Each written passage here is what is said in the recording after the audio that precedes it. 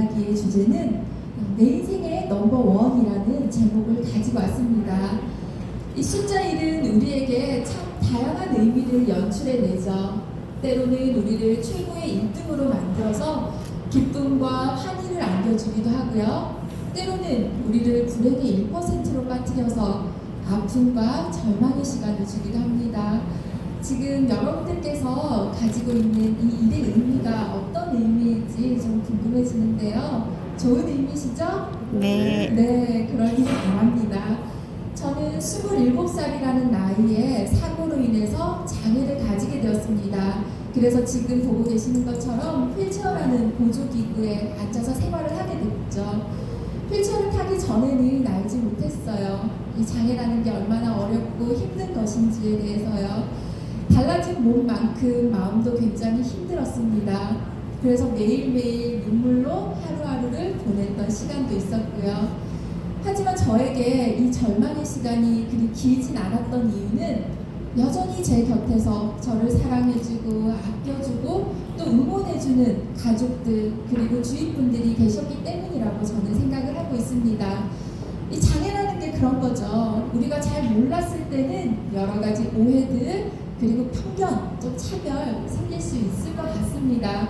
그런데 알고 이해하고 알아가는 이런 과정들을 거친다면 이런 오해와 편견들은 저는 충분히 사라질 수 있다라고 생각하거든요. 아무쪼록 오늘 이 시간이 저희가 서로에 대해서 많이 알아갈 수 있는 그런 계기의 시간이 되었으면 좋겠습니다. 제 소개 이야기부터 좀 시작을 할게요. 저도 꿈만은 이렇게 어린 시절이 있었습니다. 여러분들처럼 두 발로 마음껏 뛰어다녔고요. 초등학교 때 공부를 잘하지 못해서 제가 잘할 수 있고 좋아하는 동화구연 또 저희 때는 웅변이 되게 인기가 많았잖아요. 웅변 또 피아노 치기 이런 걸 좋아하고 성장을 하면서는 운동을 좋아하는 학생으로 성장을 했습니다. 그래서 말을 잘 타는 스파 선수가 되고 싶기도 했고 자전거 타기, 등산 다니기, 사이클 대회도 나가고 마라톤 대회도 나갔었고요. 겨울이면 스키장을 즐겨 찾기도 하고 또 검도, 수영 이런 운동들을 다양하게 했죠. 지금도 여전히 가장 좋아하는 수영을 하고 있고요. 많은 분들이 물에 가라앉지 않냐 걱정을 해주시는데 오랫동안 수영을 배워두기도 했고 또 안전하게 하려고 노력하다 보니까 위험한 상황은 아직은 없고요. 달라진 부분이라고 하면 팔다리가 함께 동작하는 것이 아니라 이 팔로 모든 동작들을 해내다 보니 속도는 좀 느려진 편이죠. 하지만 느려져도 괜찮아요. 할 수 있다는 건 즐거운 일이잖아요. 그래서 제 몸에 맞춰진 방식들을 이용해서 그렇게 다양하게 운동을 즐기고 있습니다. 그렇게 저는 어른이 되었고요. 대학을 졸업하고 한국에서 몇 년간 일을 하다 우연한 계기로 중국에 가서 살게 되었어요. 예전에도 제 직업은 선생님이었거든요. 중국에도 우리 한국 아이들이 다니는 학교가 있고 그곳에서 아이들을 만나는 선생님으로 일을 하며 또 중국어를 못해서 배우는 학생으로 유학생 시간을 보내기도 했죠. 바빴지만 여행도 좋아하고 제가 할 수 있는 일들을 하면서 그렇게 시간을 알차게 보냈습니다. 여기 오른쪽에 있는 사진은 제가 마지막으로 우리 선생님들 여러분들과 마찬가지로 걸어다니고 뛰어다녔을 때 담아뒀던 사진이에요. 이걸 딱 찍고 일주일 뒤에 저에게 뜻하지도 않고 기대하지도 않았던 사고가 일어났기 때문이죠. 네, 어떤 사고인지 보시면 좀 당황스러우실 거예요. 집에 있는 계단을 내려가는 길이었죠. 2층에서 1층으로 내려가는 곳이어서 그다지 높지 않았어요. 근데 왜 우리 그럴 때 있으시잖아요. 나도 모르게 이 몸과 마음의 사인이 안 맞거나 좀 스텝이 꼬일 때 있으시죠? 제가 이랬어요. 맨 첫 번째 있는 계단에서 하는 순간 순식간에 아래 있는 바닥으로 그냥 일어선 채로 툭 하고 떨어져 버렸죠. 세게 엉덩이를 한번 부딪히면서 제 몸이 뒤로 나뒹굴어졌고 처음엔 별로 아프지가 않길래 다시 일어나려고 했는데 아무리 일어나려고 해도 일어나지기는커녕 앉을 수조차도 없더라고요. 두려운 마음에 다리를 붙잡고 이렇게 세우려고 했죠. 근데 제 두 다리가 사라지고 없더라고요.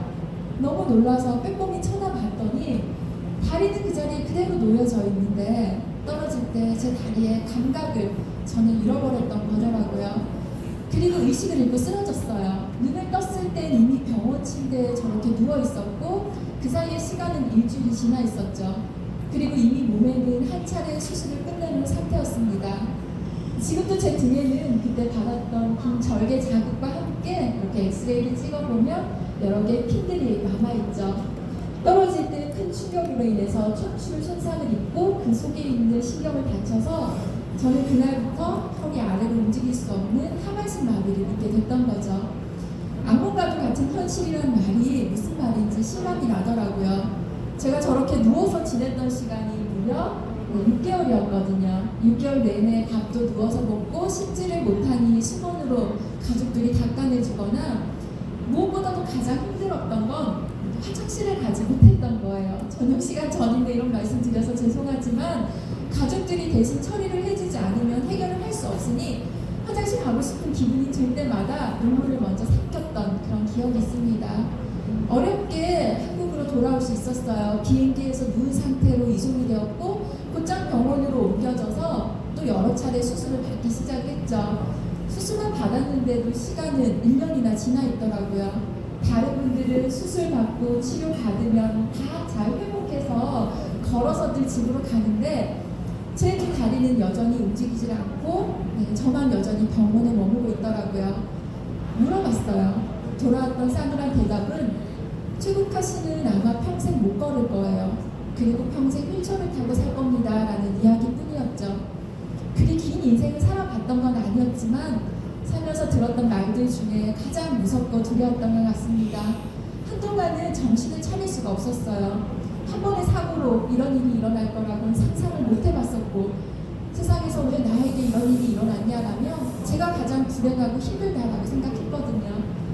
그러다 우연히 제 마음에 큰 동요를 일으키는 일이 한 번 있었죠. 제가 병원에 머무르고 있을 때였는데 저녁을 먹고 난 다음부터 병실에 어머니가 보이지 않으시더라고요.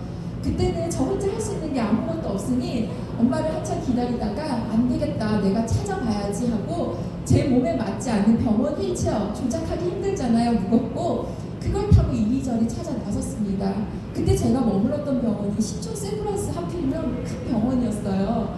아무리 찾아봐도 없더라고요. 단념을 했죠. 그리고 늘 제가 밤이면 가던 곳으로 발걸음을 돌렸습니다. 저는 늘 밤이면 사람들이 가장 없는 곳을 찾아 헤맸어요. 누군가가 저를 보면 너 왜 그랬어? 너 무슨 일이야? 라고 할까봐 두려운 마음에 모든 사람들이 다 잠이 든 새벽이 되면 그때 병실로 돌아와 잠을 청했었죠. 사람들이 가장 없는 곳은 외래진로 보는 곳이더라고요. 껌껌하게 불도 꺼져 있고요. 그곳을 가는데 누군가가 흐느껴서 울고 있는 소리가 들려왔어요. 제발 아니겠지, 아니었으면 하는 바람으로 불을 켰죠. 아니나 다를까 저희 어머니가 맞으시더라고요. 너무 놀라서 저도 소리를 고래고래 질러버렸어요. 엄마 여기서 뭐 하고 있어요? 왜 이러고 있어요? 라고. 그제서야 저희 어머니가 정신이 드셨는지 저를 보시면서 국화야 엄마가 너무너무 미안하다라고 하시더라고요. 엄마가 왜 미안해요? 내가 사고가 났으니 내가 미안하죠 라고 했어요. 아니야 나는 이제 다 살았고 네 앞에서 걸어다니는 모습을 보이는 게 너무 죄스러워. 네가 나 대신 걸었으면 좋겠었고 이 다리를 너한테 떼주고 싶다고 이렇게 얘기를 하시더라고요. 저는 그 전까지 몰랐어요. 제가 세상에서 제일 아픈 사람이고 제일 불행한 사람인 줄만 알았던 거죠. 근데 그게 아니더라고요. 저를 사랑해주고 아껴주는 가족 많은 이들이 제 아픔을 나누려고 하고 제 상처를 보듬어 주려고 노력하고 있다는 걸 저는 그제서야 알게 됐던 거죠. 엄마랑 한참 부둥켜 안고 울었어요. 미안하다고, 어머니는 괜찮다고, 살아있어 준 것만도 감사하다고 이렇게 얘기해 주시더라고요. 그때부터 마음에 좀 용기가 나더라고요. 저는 형제가 좀 많아요. 저는 독수리 오형제 5남매거든요. 저보다 더 많으신 분 계세요? 계신가요? 안 계시죠? 계세요? 죄송합니다. 제가 껍데기 앞에서 주름을 잡았네요. 네. 제 나이 또래 사실 좀 많은 편이잖아요. 근데 안타깝게도 저는 중학생 때 아버지께서 일찍 돌아가셨어요. 세상의 모든 불행은 왜 그렇게 폭풍우처럼 불어닥치는지 아버지 돌아가시면서 집안 형편이 너무너무 어려워져서 한동안 학교를 못 다닐 뻔한 적도 있었거든요. 근데 그럼에도 불구하고 저희 어머니께서는 저희 오남매를 한 번도 포기하는 모습을 보인 적이 없으셨어요. 어찌 그 모습을 보면서 자란 자식이 그 부모를 존경하지 않고 사랑하지 않을 수가 있겠습니까? 그래서 제가 사랑하고 존경하는 이분에게 더 이상 상처 드리고 싶지 않았어요. 그때부터 마음을 고쳐먹기 시작을 했죠. 그 전에는 사실 늘 못난 기도를 했습니다. 사람들이 저를 보면서 이상하게 생각하지 않게 해달라라는 기도부터 시작을 해서요. 제가 내일 아침에 눈을 뜨면 이 모든 것이 다 꿈이었으면 좋겠어요. 이게 꿈이 아니면 저 제발 눈 뜨지 않게 해주세요라고 그런 기도를 했었죠. 근데 그날부터 제 기도는 바뀌었습니다. 제가 내일 아침에 눈을 뜨면 사람들의 눈을 마주할 수 있게 해주세요. 그리고 함께 이야기 나누면서 웃을 수 있게 해주세요. 또 단돈 1,000원이라도 좋으니 제가 쓰일 수 있는 곳에 가서 쓰임 받게 해주세요라고 그렇게 매일 기도했습니다. 사실 오늘 저희 여러분들 함께 만나는 이 시간이 제 모든 기도가 이루어질 순간이 아닐 수가 없습니다. 제가 이렇게 눈도 똑바로 잘 쳐다보고 있고요. 그리고 함께 이야기 나누면서 소중한 미소, 웃음이 뭔지도 알게 됐고요. 그리고 열심히 활동하다 보니까 또 짭짤하게 수익도 올리고 있습니다.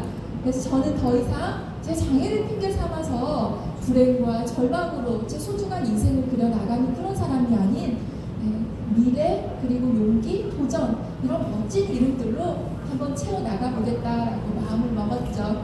많이 응원해주세요. 네. 감사합니다. 네, 박수를 받으려고 했던 말은 아니지만 박수 쳐주시니까 굉장히 기분이 좋습니다. 그때부터 마음을 다잡고요. 열심히 재활치료에 매진을 하기 시작을 했죠. 그때 제가 병원에서 했던 다양한 치료들이 참 많은데 지금도 저에게 여전히 어려운 건 이 휠체어를 사용하는 것입니다. 휠체어는 앉아있는 의자라서 우리 여러분들께서는 전혀 어렵지 않으실 거예요. 그냥 앉으면 되니까. 저는 다리에 힘이 없기 때문에 두 팔이 다리 역할을 대신 해주고 있어요. 그래서 남들보다 팔의 힘을 많이 길러야만 했죠. 팔굽혀펴기를 예전에는 해본 적이 없어서 잘 못했거든요. 근데 지금은 매일같이 몇 년을 하다 보니까 오늘 아침에는 제가 좀 일정이 빠듯해서 많이 못하고 왔어요. 한 100개 정도 하고 왔거든요. 다들 그렇게 하시잖아요, 그죠? 죄송합니다. 제가 여러분들보다 잘하는 유일한 한 가지가 이거밖에 없어서 조금 잘난 척을 했는데 괜찮을까요? 네. 이유가 있습니다. 왜냐면 이 바퀴는요, 조그마한 보조 바퀴도 있고 제가 손잡이로 돌릴 수 있는 큰 바퀴도 있죠. 근데 이 조그마한 바퀴가 울퉁불퉁한 길이라든지 뭐 턱이 있거나 그런 데 걸리게 되면 순식간에 앞으로 꼬꾸러지고 뒤로 뒤집히는 사고가 일어날 수 있어요. 그래서 제가 이 앞바퀴를 이렇게 들어서 움직이는 연습을 열심히 했거든요. 좁은 길은 누가 저를 돌려줄 수가 없으니까 제가 이렇게 직접 돌리기도 하죠. 네. 이 과정이 어려웠어요. 바닥으로 수없이 떨어졌고 다리 힘이 없다 보니까 균형 잡는 게 너무너무 힘들더라고요. 그래서 여기 머리에 찢어져서 꼬맨 자국도 있지만 또 그렇다고 하지 않을 수는 없었습니다. 이 세상 밖에 나가보면 휠체어가 혼자서 밀고 가기에 100m도 만만한 길들이 잘 없잖아요. 그래서 이렇게 열심히 했고요. 그 덕분에 오늘 이렇게 소중한 자리에도 다른 수많은 강사들이 아닌 제가 이 자리에 오게 될 수 있었다라고 생각합니다. 굉장히 영광이라고 생각을 하고요. 그렇게 마음을 다잡고 저는 세상 밖으로 다시 나올 준비를 하게 되었죠.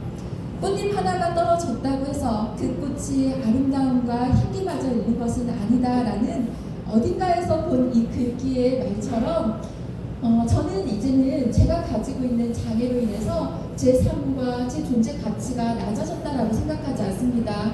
오히려 장애를 가지고 살아가는 제 삶에 저는 자부심을 느끼고 있죠. 네, 제가 장애로 인해서 장애 때문에 못했던 것들을 생각하는 것이 아니라요.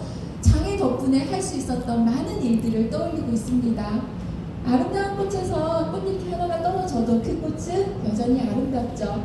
떨어진 꽃잎만 바라보면서 안타까워할 것이 아니라 그 꽃이 가진 아름다움과 향기를 느낄 수 있는 우리 모두가 되길 저도 간절히 바라겠습니다. 저도 제 나름 할 수 있는 일들을 위해서 도전하고 있고요. 예전에는 요리사가 되고 싶더라고요, 셰프. 그래서 요리 공부를 1년 정도 열심히 했었고 그때 만들었던 음식들인데 꽤 그럴싸해 보이죠? 네. 못 믿어 하시는 분들도 계시는 것 같네요. 네, 1년 뒤에는 꿈이 바뀌게 되었어요. 왜 바뀌었을까요? 저는 요리를 하면서 큰 교훈을 깨달았거든요. 요리는 내가 한 것보다 남이 해주는 거 먹는 게 더 맛있다라는 걸 알게 되었습니다. 이 얘기는 우리가 꿈을 쉽게 포기하자는 의미는 아닌가 하실 거예요. 어떤 의미에서 말씀을 드리냐면요.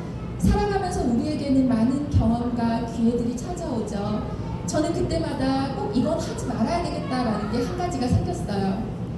남들과 나를 비교하는 마음이더라고요. 제가 우리 여러분들과 저를 비교했다면 제 다리만 쳐다보고 있었겠죠. 왜 나만 걷지 못하지? 왜 내 다리만 이래라고. 그럼 할 수 있는 일은 아무것도 없었겠죠? 그저 눈물 흘리는 것 밖에는요. 그러지 않으려고 노력했어요. 저에게 소중하고 의미 있는 일을 찾으려고 애썼죠. 그러다 보니 오늘 이 자리에서 제가 함께 할 수 있는 기회도 가지게 되었다라고 생각합니다. 여러분들께서도요, 스스로를 가장 사랑해주는 그런 분들이 되셨으면 좋겠어요. 남들과 비교하지 않는 우리 본 모습을 사랑해주는 그런 분들이셨으면 좋겠다라는 바람입니다. 저는 이 선생님이라는 강사라는 이름으로 굉장히 행복하게 살고 있어요. 매일 밤 병원에서 눈물 지었던 이유 중에 하나는 우리 반 아이들에게 잘 있으라고 작별 인사조차 못하고 헤어졌던 저는 나쁜 선생님이었거든요. 그런데 이렇게 많은 분들을 만나면서 다시 이 선생님이라는 귀한 이름이 생기게 되어서 너무 행복합니다. 제가 처음 강의를 시작하고 얼마 지나지 않아서 유치원에 교육을 갔던 적이 있었어요. 근데 한 4살쯤, 5살쯤 되는 아이가 수업을 마치고 저에게 뛰어와서 안기더라고요. 그러고 하는 얘기가 선생님 만나서 오늘 너무너무 행복해요. 오늘 집에 가서 다음에 선생님 또 만나게 해달라고 기도드릴 거예요 라고 이렇게 얘기를 하더라고요. 그 얘기를 듣는 순간 온몸에 전율이 흘렀어요. 사명감과 보람을 느끼는 순간이 아닐 수가 없었습니다. 그래서 앞으로도 이 선생님이라는 이름에 누가 되지 않도록 열심히 활동을 할 것이고요. 그리고 저는 아시다시피 KBS에서 지금 아나운서로 근무를 하고 있습니다. 이 사진은 제가 KBS 9시 뉴스 무대에 섰을 때인데요. 패럴림픽이라는 장애인 올림픽이라고 우리가 얘기를 하죠. 우리나라 최초로 제가 이 패럴림픽을 취재도 하고 또 아나운서들의 꿈의 무대라고 하는 9시 뉴스의 무대에도 서게 되었습니다. 원래 취재는 기자들만 하는 거잖아요. 그래서 잘했다고 아나운서로서 열심히 했다고 이렇게 이달의 보도상이라는 상도 받게 되었습니다. 우리나라 최초라고 하더라고요. 굉장히 행복한 순간이 아닐 수가 없었고요. 그리고 다양한 영역에서 활동을 넓히고 있습니다. 삼성물산 패션 부분에서 제가 핫티스트라는 브랜드의 첫 번째 모델로 발탁이 되었어요. 핫티스트는 몸이 불편한 사람들뿐만 아니라 모든 사람들이 편하게 입을 수 있도록 만들어진 그런 옷이거든요. 자, 아무쪼록 이런 옷들도 많은 분들이 선호하고 좋아할 수 있는 그런 옷이 되었으면 좋겠고요. 그리고 서울관광재단에서 홍보 모델, 서울관광재단 저 말고 또 홍보 모델이 또 있습니다. 방탄소년단 아시죠? 네, 한 번도 만나진 못했지만 너무 좋습니다. 그리고 저는 아름다운 재단에서 또 기부 활동도 열심히 하고 있고요. 그리고 제가 오늘 이 뜻깊은 자리에 함께 할 수 있었던 이유는 카이 로보틱스 우리 유직원 대표님과의 인연으로 시작이 되었죠. 유직원 대표님께서 이동 약자들, 그러니까 교통을 이용하기 불편하신 분들, 또 몸이 불편하신 분들을 위해서 로보휠이라는 정말 스마트하고 최첨단 기술을 장착한 그런 보조기구를 만들어 주셨어요. 그래서 제가 그 첫 번째 홍보를 하기 위해서 인연을 맺게 되었는데요. 사실 보조기기라는 것들이 굉장히 불모지예요. 돈도 안 되거든요. 이런 곳에서 이렇게 열정을 쏟아붓는 우리 유직원 대표님 같은 분들을 뵈면서 우리 사회에 이런 분들이 많이 나오셔서 우리의 생활이 좀 더 편해지고 그리고 우리가 모두 보다 나은 삶을 살 수 있게 그렇게 만들어 주시는 분들이 앞으로 더 많이 나왔으면 좋겠다라는 그런 생각이 들더라고요. 대표님 부담스러우시죠? 많이 나오시라고 박수 한번 부탁드릴게요. 네, 이렇게 제가 압력을 좀 드려야지 우리 대표님께서 더 많은 분들을 또 발굴해 주실 것 같거든요. 네, 그래서 너무너무 감사한 마음으로 이렇게 소중한 인연 맺을 수 있게 되었습니다. 제가 방송 중에 패러글라이딩 촬영을 했던 적이 있는데 보여드릴게요.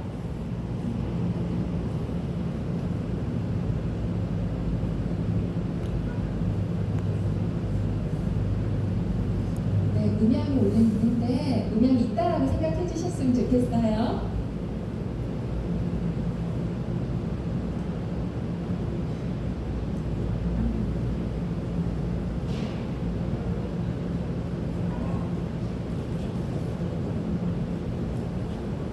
네, 빨리 끊으라는 이야기로 알겠습니다. 제가 패러글라이딩 하면서 너무 행복했는데요. 사실 처음 하러 가자라고 했을 때 못하겠다고 고사를 했었습니다. 스스로 포기를 했었나 봐요. 근데 같이 가던 스태프분들이 괜찮다고 할 수 있다고 도와주겠다고 하셨죠. 큰 도움은 아니었어요. 산에서 그냥 저를 밀쳤죠. 그랬더니 제가 하늘을 날고 있더라고요. 저 그 순간 알게 됐습니다. 내가 가지고 있는 이 장애라는 건 다른 사람들보다 좀 더 시간이 걸릴 수도 있고 어려울 수 있겠지만 못하는 건 아니겠구나라는 걸요. 여러분들께서 주위에 있는 많은 분들에게 이렇게 유직원 대표님처럼 그리고 저에게 힘을 줬던 따뜻한 많은 분들처럼 응원 많이 해주셔서 다시 꿈과 희망을 얻는 분들이 많이 우리 사회에 나올 수 있었으면 좋겠습니다. 그렇게 우리 함께 힘을 모아서 아름다운 세상 우리 대전화 여러분들께서 만들어 주셨으면 좋겠습니다. 제 이야기는 여기까지 하도록 하겠습니다. 감사합니다. 감사합니다. 네.